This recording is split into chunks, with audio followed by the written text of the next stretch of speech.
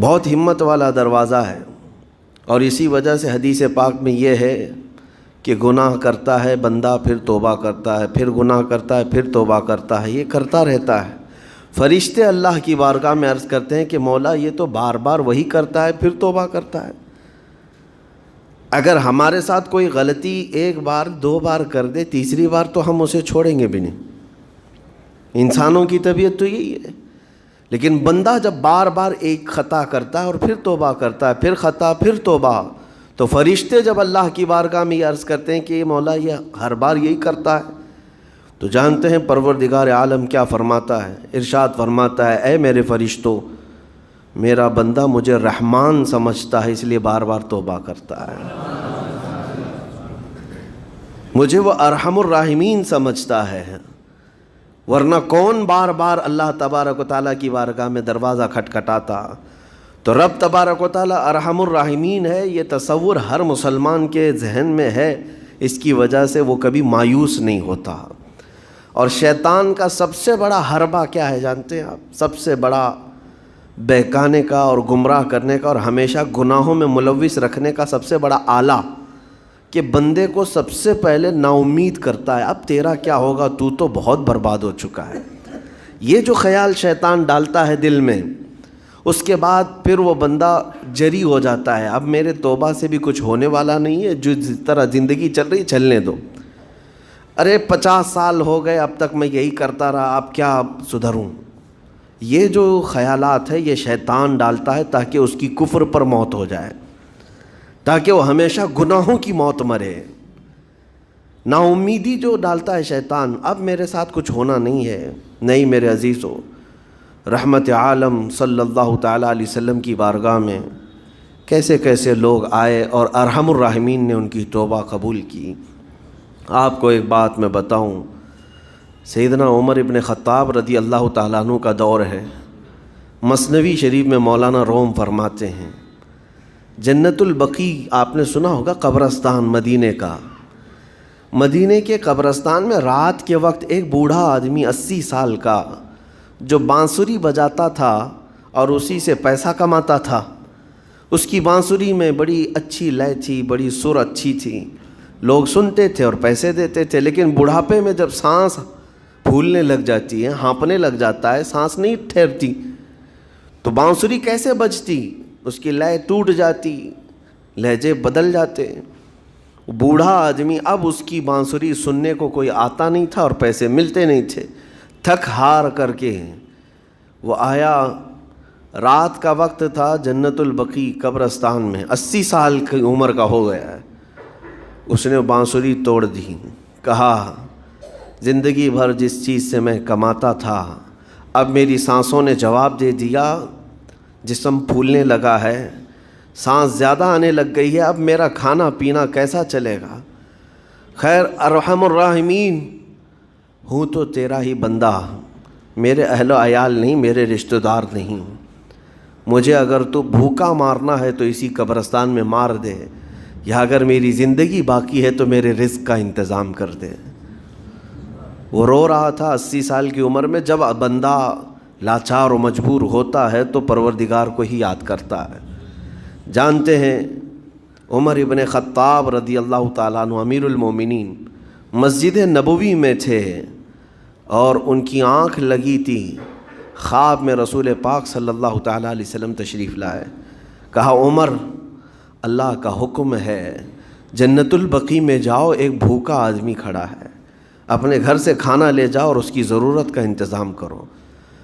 نیند کھلی تو آپ نے دیکھا اللہ کے حبیب صلی اللہ علیہ وسلم کی طرف سے حکم آیا اور رب ذوالجلال کا حکم ہے، گھر سے عمدہ کھانا لیا، توشادان لے کر کے کچھ مال و متاع بھی لے کر قبرستان میں گئے، ڈھونڈا کون ہے یہاں پر، تو دیکھا کہ ایک ہانپتا کانپتا ہوا 80 سال کا بوڑھا روتا ہوا نظر آیا۔ امیر المومنین اپنے ہاتھ میں توشادان لے کر اس کے قریب گئے، کہا تو بھوکا ہے؟ کہا ہاں بھوکا ہوں، بیٹھ چل میں تجھے کھلاتا ہوں۔ دسترخوان بچھا کر اسے اپنے ہاتھوں سے کھلایا اور اسے اپنی ضرورت کے مطابق جو ضروریات تھیں اس کی ضرورت کے مطابق وہ ساری چیزیں دی۔ وہ بوڑھا پوچھتا ہے آپ کون ہیں؟ حضرت عمر فاروق نے کہا میں عمر ابن خطاب ہوں۔ وہ ڈر گیا، حضرت عمر سے کون نہیں ڈرتا تھا کہ کہیں یہ کھلا پلا کر کے مجھے کوڑے نہ ماریں کہ زندگی بھر بانسری بجانے والا آج پکڑا گیا ہے، ہاں آج مجھے یہ سزا نہ دے دے۔ وہ کانپنے لگا، کہا کہ آپ یہاں کیسے؟ حضرت امیر المومنین کہتے ہیں میں خود نہیں آیا، مجھے اللہ کے رسول نے بھیجا، اور رب تبارک و تعالیٰ کا حکم آیا تھا کہ تو بھوکا ہے اور تو نے رزق مانگا ہے اور مجھے تیرے رزق دے کر کے بھیجا گیا ہے۔ وہ چیخ مار کر کے گر پڑا زمین پر اور رونے لگا، اپنے ہاتھ پھیلا کر کہا سچ فرمایا مولا تو ارحم الراحمین ہے، 80 سال تجھ سے دور بھاگتا رہا، ایک بار کیا تجھے میں نے پکارا، تو نے وقت کے امیر المومنین کو کھانا دے کر بھیج دیا۔ اللہ رب العزت کی بارگاہ میں نا امیدی اور مایوسی جو شیطان لاتا ہے، اس سے بندے بھٹک جاتے ہیں، بہک جاتے ہیں، انہیں توبہ کی توفیق بھی نہیں ملتی۔ اسی لیے میرا مولا فرماتا انا عند ظن عبدی بی، رب تعالیٰ فرماتا میرا بندہ میرے بارے میں جیسا گمان کرتا ہے میں اس کے ساتھ ویسا سلوک کرتا ہوں۔ تم کیا گمان کرتے ہو؟ وہ سخت پکڑ کرے گا، ابھی مار ڈالے گا۔ وہ غفار ہے، قہار ہے، جبار ہے، لیکن ساتھ میں وہ ستار بھی ہے، وہ رحمان بھی ہے، رحیم بھی ہے۔ اگر رب تبارک و تعالیٰ ہر چیز پر پکڑ کرتا تو ہمارا تو جینا ہی نہیں تھا، یہاں پر اتنے گناہ ہو چکے۔ اور وہ رب تعالیٰ فرماتا وسعت رحمتی کل شیء، میری رحمت نے ہر چیز کو گھیر رکھا ہے۔ اللہ رب العزت بندوں کو معاف کرنے کا اظہار زیادہ فرماتا ہے۔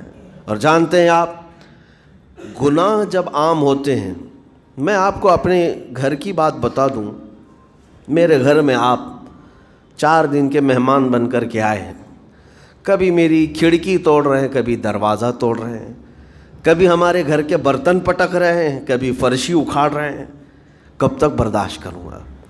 آپ کو نکال کر باہر کر دیں گے، مہمان نہیں، یہ بلا ہو گئی، یہ گھر سارا اجاڑ رہا ہے۔ ایک چیز پر چھوڑ دیا جائے، 2 چیز پر چھوڑ دیا جائے، یہ انسانوں کی فطرت ہے، انسانوں کی فطرت۔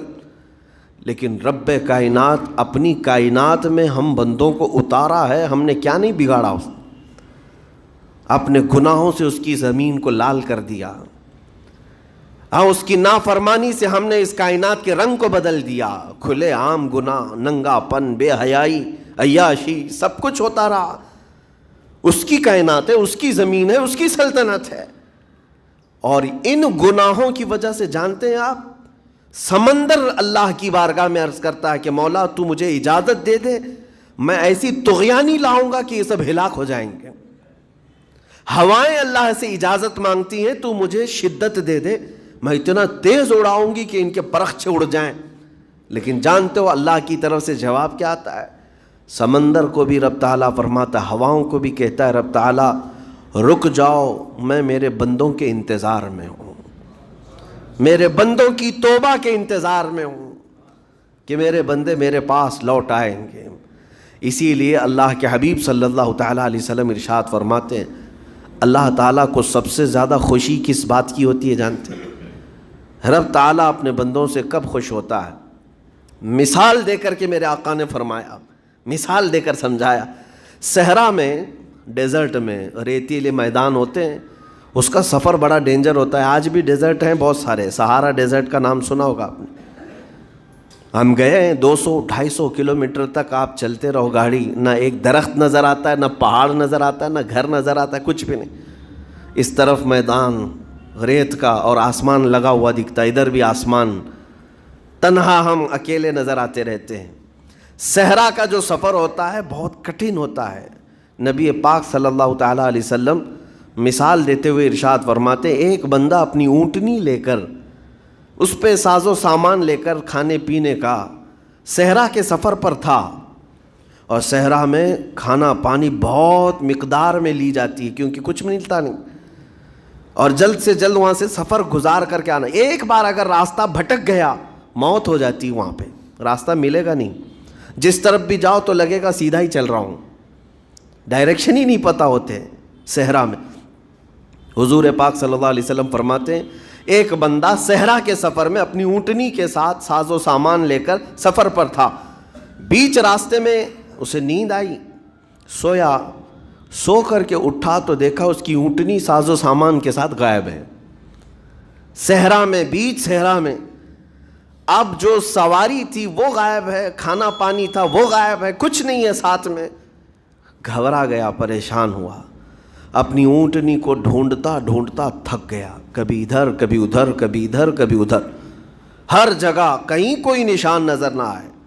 اور جب سواری نہیں ہے تو اب کئی 100 کلومیٹر کا بغیر کھانے پینے کے کیسے سفر کرتا. تھک ہار کر کے دوسرا دن ہو کہ تیسرا دن ہو, ایک جگہ وہ بندہ سو گیا, پھر سے سو گیا, اب راستہ بھی نہیں ملتا. سویا تو نیند سے اٹھا جب تو دیکھا اس کی اونٹنی بھی موجود ہے, اس کا ساز و سامان بھی ہے. یہ مثال ہے, یہ مثال ہے. میرے آقا صلی اللہ علیہ وسلم صحابہ سے اب پوچھتے ہیں, اے میرے صحابہ بتاؤ اس بندے کو جو صحرا میں گمشدہ اونٹنی جس کی مل جائے اسے خوشی کتنی ہوگی؟ صحابہ کہتے ہیں یا رسول اللہ اس کی تو جان میں جان آ گئی ہوگی, کیونکہ وہ جانتے تھے صحرا کا سفر کیا ہوتا ہے. کہا سب سے زیادہ اسے خوشی ہوگی کہ اس کا کھویا ہوا سامان مل گیا, کھوئی ہوئی سواری مل گئی. میرے آقا صلی اللہ علیہ وسلم فرماتے ہیں گمشدہ اونٹنی کے ملنے پر جیسے اس مسافر کو خوشی ہوئی, اس سے کئی زیادہ بڑھ کر کے رب تعالیٰ کو اس وقت خوشی ہوتی ہے جب ایک گنہگار بندہ واپس توبہ کر کے اس کی بارگاہ میں آتا ہے. رب تعالیٰ کی بارگاہ میں جب بندہ پلٹ کر کے آتا ہے, رب تعالیٰ فرشتوں پر اس بندے کو دکھا کر رشک کرتا ہے, ارشاد فرماتا ہے میرا بندہ میرے پاس آ گیا, میرا بندہ میرے پاس آ گیا ہے.